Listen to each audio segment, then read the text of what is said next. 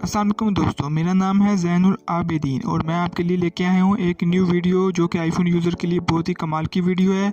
तो वीडियो को पूरा देखिएगा, लाइक करिएगा एंड चैनल को सब्सक्राइब करिएगा। तो चलते हैं वीडियो की जानिब।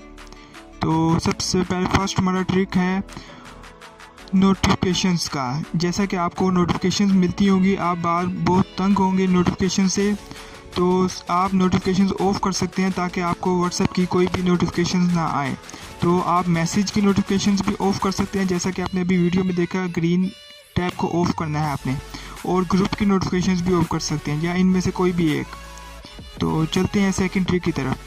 सेकंड ट्रिक हमारा ये है कि चार्ट का बैकग्राउंड अगर आप चेंज करना चाहते हैं तो वो कैसे कर सकते हैं। तो आपने सेटिंग्स में जाके चार्ट पे क्लिक करना है एंड देन चार्ट वॉलपेपर पे।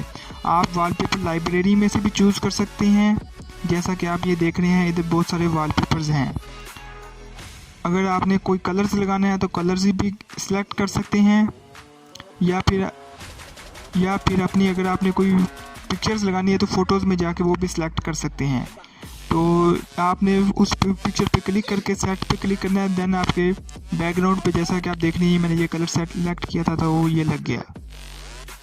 अगर आप किसी की नोटिफिकेशंस को ऑफ़ करना चाहते हैं, एक शख्स को, जैसे एक कोई शख्स तंग कर रहा है, तो आप उसकी नोटिफिकेशन इस तरह ऑफ़ कर सकते हैं। आपने उसके ऊपर स्लाइड करना है और मोड पे क्लिक करके म्यूट पे जाना है।